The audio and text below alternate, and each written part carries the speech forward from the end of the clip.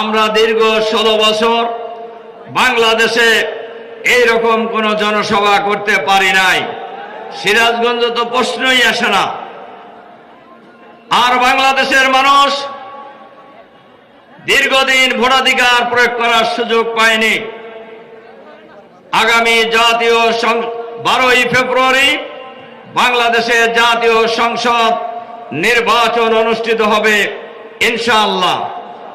এই নির্বাচনে বাংলাদেশের মানুষ চাঁদাবাজের বিরুদ্ধে, দুর্নীতির বিরুদ্ধে, সন্ত্রাসের বিরুদ্ধে, দখলবাজির বিরুদ্ধে, দুর্বৃত্তদের বিরুদ্ধে, ভারতের আধিপত্যবাদী শক্তির বিরুদ্ধে ঐক্যবদ্ধভাবে আমরা ঐক্যবদ্ধ বাংলাদেশ গড়ার জন্য 10 দলীয় ঐক্যজোট আমরা গঠন করেছি।